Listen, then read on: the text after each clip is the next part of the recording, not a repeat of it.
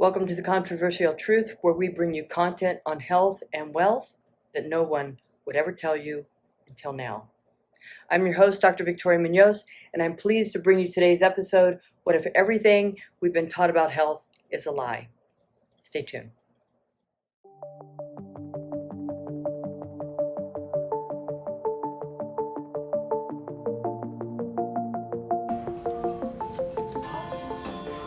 Oh my goodness. Wow. Do I reach in there and grab it? Yeah, you got it. That's your drink.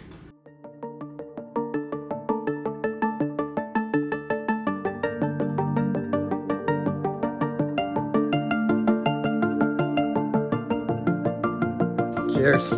Cheers.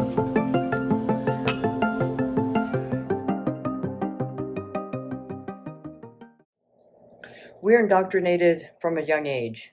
We're taught to go to the doctor and get a medication for whatever ails us, as if we had a deficiency in pharmaceuticals.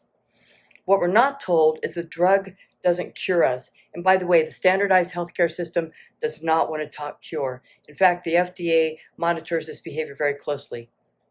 We have to look at why the patient became ill in the first place. But when your doctor is told they have 10 minutes to see a patient and to come up with a diagnosis and treatment, you're not going to get real solutions. The human body is designed to fix itself. Just sometimes it needs help in getting there, and this is not by throwing a drug at our health issues. Don't get me wrong, sometimes pharmaceuticals are indicated, but this should be the exception, not the rule.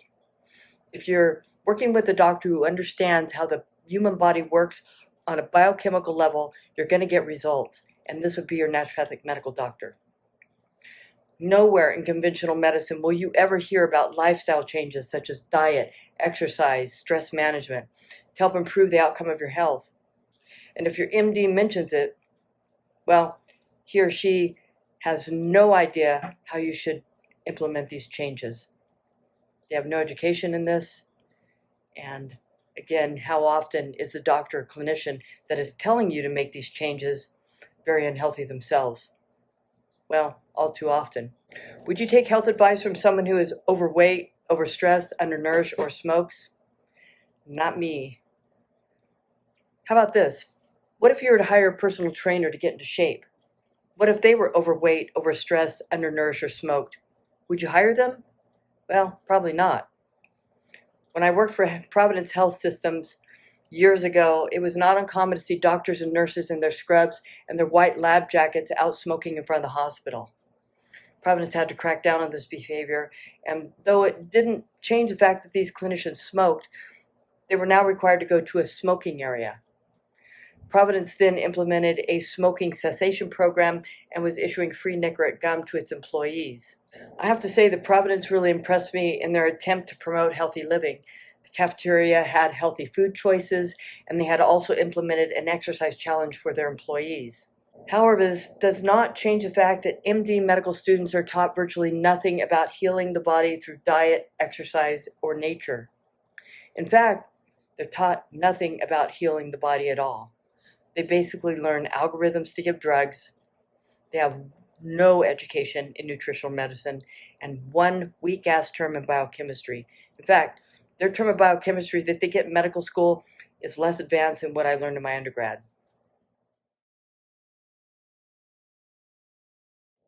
Speaking of diet, let's talk about the standard American diet, also known as SAD. The processing of foods creates the elimination of important micronutrients required not only for good health, but for life itself. The fortification of foods is the addition of certain micronutrients, vitamins, and minerals that were eliminated during the processing of that food for the prevention of disease.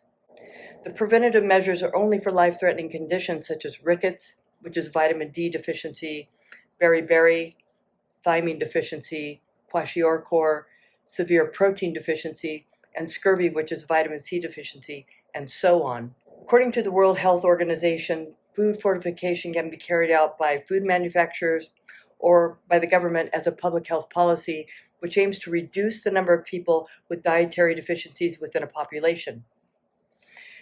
The processed food is fortified, does it still maintain the same nutritional quality as it did in its natural state? Well, absolutely not. In fact, it may prevent life-threatening illnesses, but still has the potential to cause disease.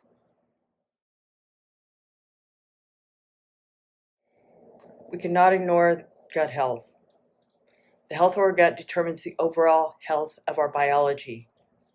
The gut has a very close connection to health and the lack thereof, and is the basis for most all disease.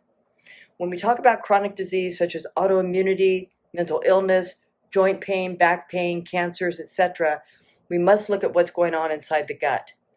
The gut is the doorway to wellness, and on the flip side, the alleyway to illness.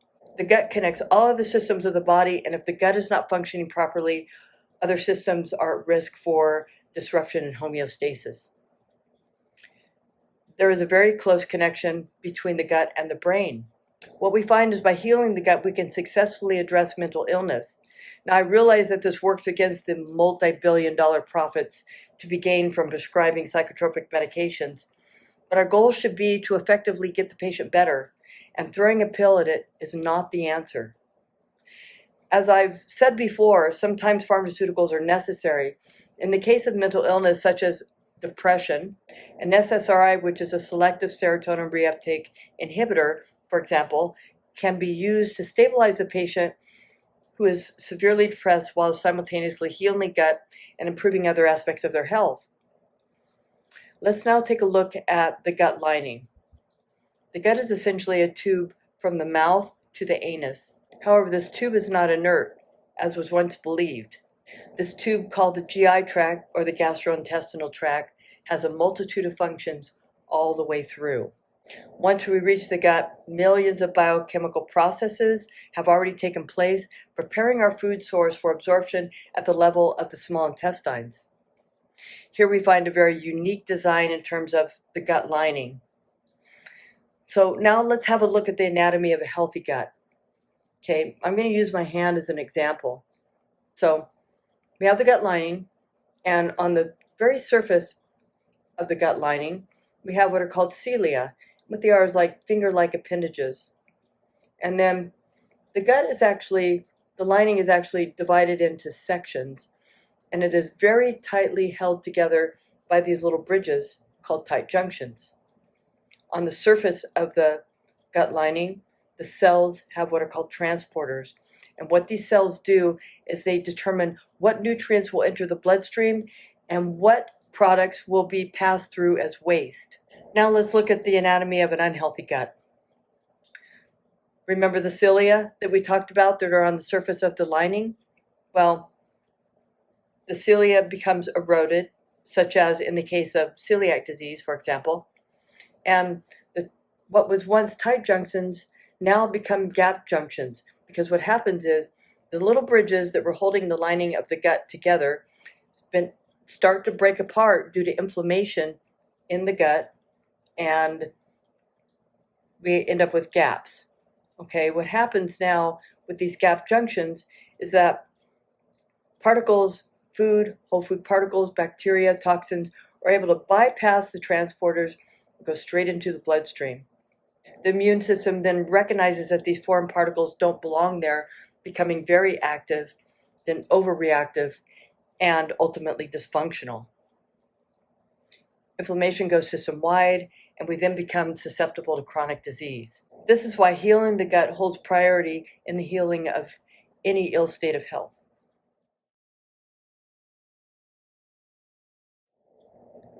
Pharmaceutical profits went from $390.2 billion in 2001 to $1.4 trillion in 2022.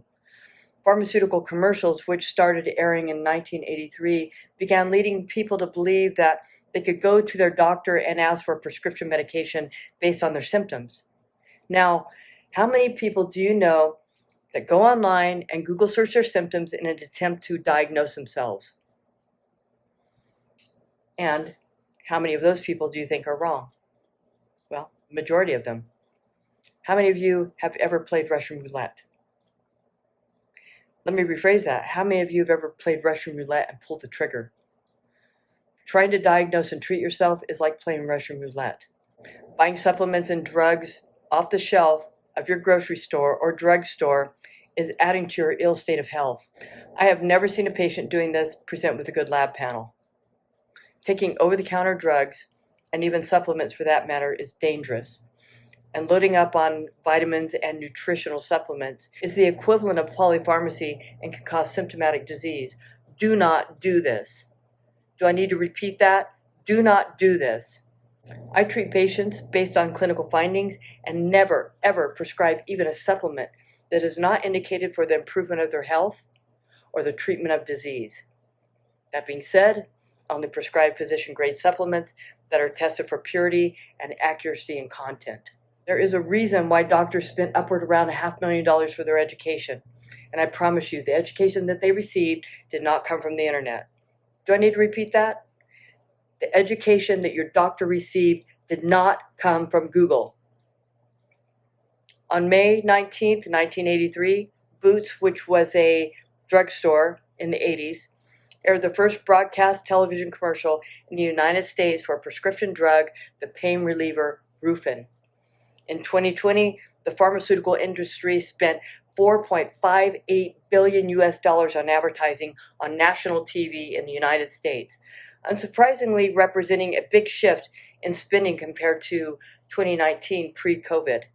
In 2020, TV ad spend of the pharma industry accounted for 75% of total ad spend. If you don't think that that isn't drugs for profit, I don't know what is. Do you think this is about your health? Please don't say yes, because it is not. Even the AMA of all organizations has expressed concern in how the advertisement of prescription drugs is affecting healthcare. It's not the patient's job to tell their doctor how to diagnose and treat. And once we start telling patients it's okay to dictate what your doctor does for you, we have a real problem on our hands. The healthcare system is broken. We have Clipboard MD. Your MD medical doctor comes in looking at a clipboard while speaking to you for about 5 minutes, writes a prescription, and leaves the room. Did you know the average MD medical doctor visit is 7 minutes? The number one issue that patients see a doctor for is pain. The number one pain issue that people see a doctor for is low back pain. So let's talk about pain for a minute. Patient has pain, they go to their primary care physician. That doctor typically will make no recommendations. They might write a prescription for ibuprofen 800. They may order imaging, but typically not, because they don't really know what to do with the imaging once they get the results. They may order PT, physical therapy, and if the pain is bad enough, they'll send the patient to pain management. Now, what happens once the patient gets to pain management?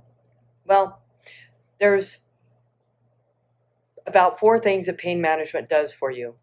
They prescribe narcotics, which are highly addictive. Corticosteroid injections, it's the injection of a corticosteroid into the area of pain, whether it's a shoulder, a back, whatever. Radiofrequency ablation, which basically burns the nerves so that you don't feel the pain. And surgery. Okay? They may also send you to physical therapy. None of this helps. None of this fixes a problem. In fact, the majority of it will make the patient worse. Surgery removes supportive structures from the spine, from the joint. Now, what do you think happens when we remove supportive structures from the spine or a joint? Well, it becomes very unstable. And then you need another surgery, and so on and so on. In fact, only 5% of surgeries performed are indicated. There are both curative and preventative measures that can be taken, but your MD medical doctor is not going to tell you about any of this. Now, you will find MD medical doctors that move into more functional or integrative medical arena, but they have to further their education. This is because their medical school program doesn't teach how to move the patient into better health or into better functionality.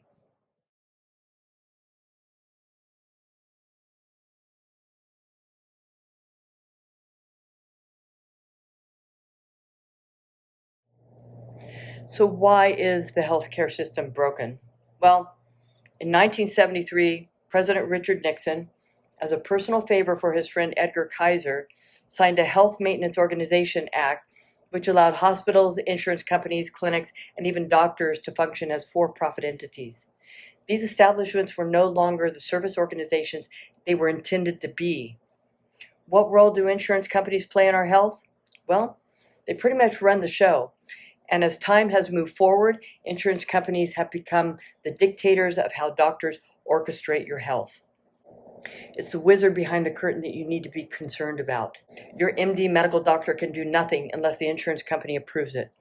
So the people ultimately making the decisions about what kind of treatment you will get are not doctors, did not go to medical school, and do not know anything about health. Are there alternative health programs out there? Yes, there are.